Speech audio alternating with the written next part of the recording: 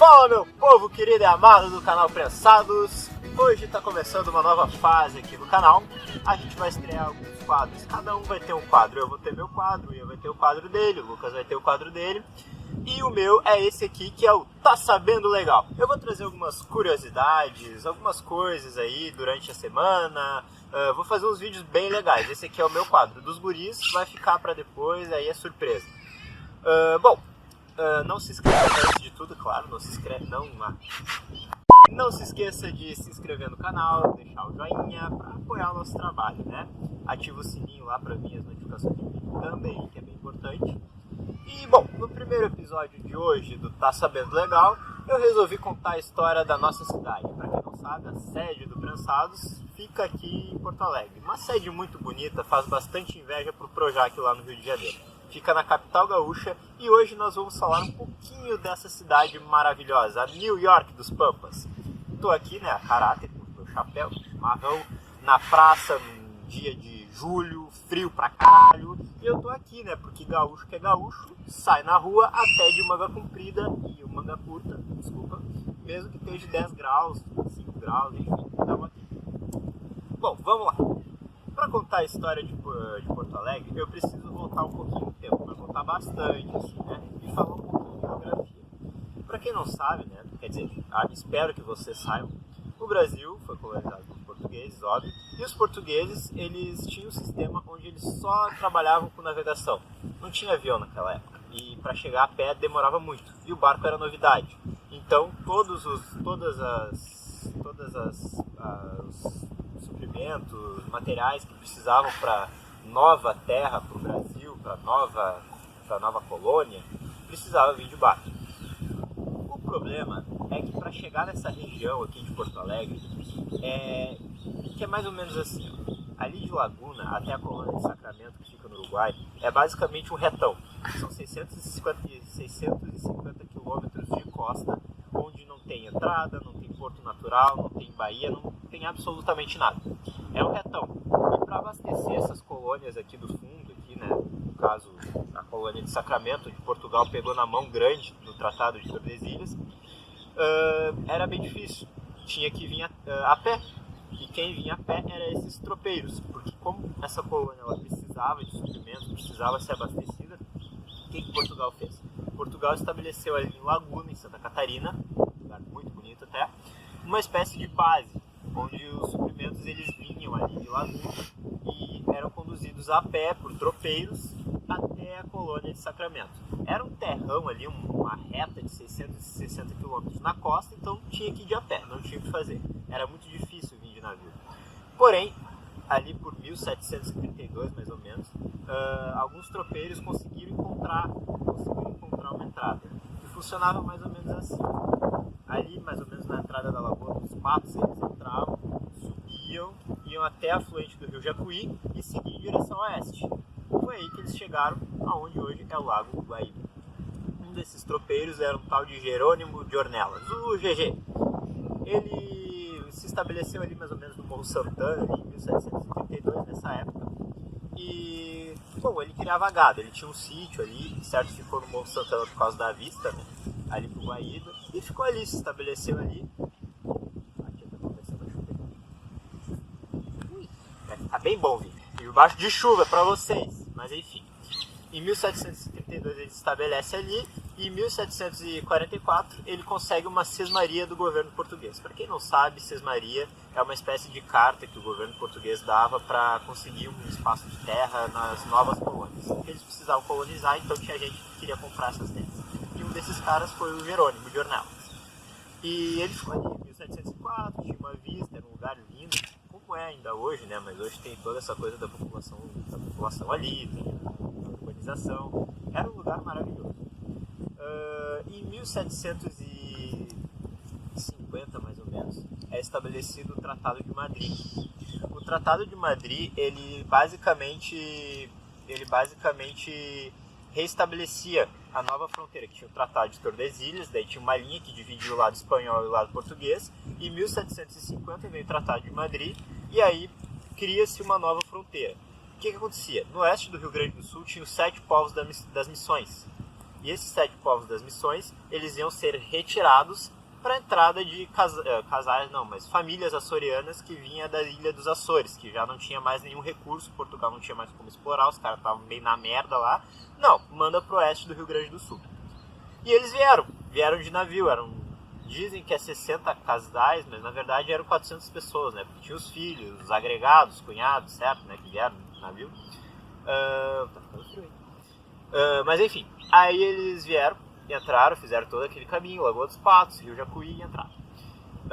Só que tinha um problema. Aquela terra ali onde eram os 7 povos das missões, tinha os índios guaranis. E os portugueses chegaram lá e falaram, agora você sai e nós vamos colonizar a bagaça. Só que os índios bateram o pé e disseram, não vamos sair daqui não. Não! E aí, em 1750, a Guerra Guaranítica, ou a Guerra dos Povos das Missões. Os açorianos que estavam indo, eles fazem uma pausa ali no porto de Dornelles, né? Porto de Dornelles. Ali onde é o cais do porto hoje. E eles recebem a notícia de que estourou essa guerra. E agora? O que nós vamos fazer? Eles estavam bem mal, não tinham muita comida, porque a esperança deles era chegar lá no oeste do Rio Grande do Sul. Né? Então, já que eles não conseguiram chegar lá, eles ficaram por ali mesmo. Ficaram ali estabelecido onde é a Praça da Alfândega hoje, mais ou menos perto da Rua da Praia, que é meio que a rua mais importante da capital. Naquela época ainda não tinha McDonald's, não tinha cinema, não tinha nada, então eles ficaram meio, né, ali, porque hoje tem McDonald's ali, tem um monte de coisa, no centrão ali, não tinha camelódromo para eles comprar biju, então acabou que eles ficaram meio entediados ali, sem fazer nada. E, bom, não esqueçam do GG, o Jerônimo de Ornelas, ele já estava lá no Morro Santana fazia um tempo. Tá chovendo bastante, hein? Chucrismo bagual, gravando vídeo até debaixo de chuva. Mas enfim, tá fazendo assim porque quer ir embora, né, chinelo? Mas assim, o Jerônimo de Ornelas concebeu família, e aí tinha o filho dele. E aí o filho dele resolveu dar uma banda, ainda não tinha barra shopping ali naquela época, né, pra dar uma banda, ver umas gurias, não tinha ainda, ele, vou lá no pôr do sol, vou bater palma pro pôr do sol. Chegando lá, cara, ele encontra uma espécie de acampamento de refugiados. Sabe aqueles acampamentos de refugiados da ONU, assim, que é aquelas lonas, aquelas coisas? Então, é isso que ele encontra lá. Mas o que acontece vai ficar pra daqui a pouco, porque nós vamos sair daqui que tá caindo uma chuva do caralho, tá bom? Já voltamos. Voltamos aqui debaixo de uma árvore, no mesmo parque. Bom, enfim, né? Olha, como a gente precisa do like de vocês, cara. A gente não tem nem estúdio, a gente tá debaixo de uma árvore aqui, sofrendo de frio, cara. Isso aqui é chucrismo bagual, isso aqui é youtuber gaúcho, tá Deixa bom? o like. Deixa o like. E a gente queria agradecer a total falta de comprometimento e de cooperação da organização do Parque Germânia, porque a gente veio aqui, pediu a chave pra ir ali no campo de bocha, o cara não quis dar pra nós. Mas a gente Valeu, tio, é nóis. A gente não é velho, né? Daí a gente não A consegue gente pegar não é a chave. velho, a gente não é velho e não quis dar a chave pra nós. Garanto que se eu pagasse vintão pra ele, ele dava a chave pra nós. Mas enfim, vamos lá, onde é que eu tava mesmo? O filho do Jerônimo de Ornelas, o GG, foi dar uma volta ali, né, até o parcão ali, queria ver umas minas, depois foi ali dar uma banda no gasômetro, que não tinha barra shopping, né, e aí vocês lembram bem, né, ele chegou ali e tava aquele acampamento de refugiados ali da ONU ali, aquela galera atirada, porque eles chegaram em 1952, mais ou menos, e aí ficaram ali, porque era para eles ir até as missões, e aí estourou as guerras guaraníticas. Eles não conseguiram ir para lá, né, justamente, senão eles iam morrer, então eles acabaram ficando por ali mesmo. Bom, como não tinha CB para os caras tomar um trago, ficar brother, ele acabou se desentendendo. Com o chefe do acampamento, né, porque eles tinham um chefe. Esse acampamento eram os casais que tinham vindo. E o que acontece? Um olhou errado pro outro, foi lá e ele deu um tiro. O filho do GG deu um tiro no líder do acampamento. Pegou o arcabuz lá, não sei se era um arcabuz, o que era, e deu um tiro no cara. Bom, o GG, o Jerônimo de Ornelas, ficou extremamente desolado com a situação e acabou vendendo a cismaria dele para um tal de Manuel Inácio, um cara lá, um trouxa lá que comprou. Trouxa por quê? Porque depois de um tempo a coroa portuguesa pegou de volta, mais ou menos em 1772. Ele vendeu em 1764, o GG vende a cismaria, e em 1772 o governo português toma de volta. E essa Sesmaria, cara, era uma coisa impressionante, velho. Ela ia mais ou menos ali, ela pegava o Morro Santana, onde era o sítio do GG, onde ele era gigolô de vaca ali, criava uns gados. Depois ia até o Rio Gravataí, cara, era uma coisa sensacional, velho, era lindo, era grande demais, era 14 mil hectares mais ou menos, imagina isso, ele era o rei do gado. Então, aí o governo português em 1772 toma essa terra que estava tirada, abandonada, ali era uma terra de ninguém, esse cara não estava administrando bem, esse tal de Inácio, não sei das quantas aí. E aí vem em 1774, vem o primeiro governador do Rio Grande do Sul, e essa história é sensacional, cara. Entra no cenário gaúcho Jorge Manuel Sepúlveda. Ele era um oficial do exército português lá, que acabou se envolvendo com uma mulher de um oficial do exército britânico, que era escocês, né? E aí, como ele pegou e naquela época a traição dava a morte, né? Ele foi condenado. E aí ele veio fugido aqui para os Pampas, para as terras dos Pampas, para, né, tentar começar uma nova vida e tal. Muita gente, nosso público, sabe? Muita fama. E aí ele veio fugido pra cá pra não morrer lá, meteu um chifre no britânico lá, daí o britânico não é britânico, não, meteu um chifre, agora eu vou te matar. E aí ele veio pra cá, e em 1774 ele assume de governador do Rio Grande do Sul. Considerando a importância histórica de Porto Alegre, ele vai lá e transfere a capital de Rio Grande, que é a cidade mais importante do Rio Grande do Sul naquela época era o Porto de Rio Grande, justamente por causa do porto, transfere para Viamão, e de Viamão, finalmente, Porto Alegre. E a partir de 1774 que ele pega, nasce a Porto Alegre, cidade que nós conhecemos, vira a capital dos Pampas, a famosa Tcheville, a capital dos guri das madrinhas.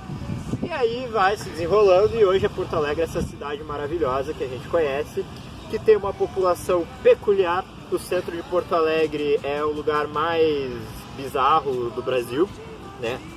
Vai ali no centro numa terça-feira, meio-dia mais ou menos, é bem provável que tu encontre um bailão. Cara, é demais, velho. Porto Alegre é uma cidade muito boa, infelizmente hoje tem vários probleminhas, mas isso não importa, não importa. O importante é que em cada esquina tem um cara falando é os guria, tocando amigo punk, bebendo polar e comendo um X. É isso aí. Espero que vocês tenham curtido esse vídeo aqui debaixo da chuva, vídeo raiz, vídeo bonito, vídeo Gaudério. Aqui tô de chapéu tomando meu mate, que eu ainda não tomei, peraí. Já acabou a água, enfim, tomou tudo. Bom, deixa o like, se inscreve no canal, que agora vai vir uma nova fase aqui no Prensados. E aí a gente vai colocar mais vídeos, vai colocar umas coisas bem bacanas e vocês vão curtir, tá? Beijo, meu povo querido e amado, é isso aí, até o próximo Tá Sabendo Legal, que vai abordar a dupla Grenal.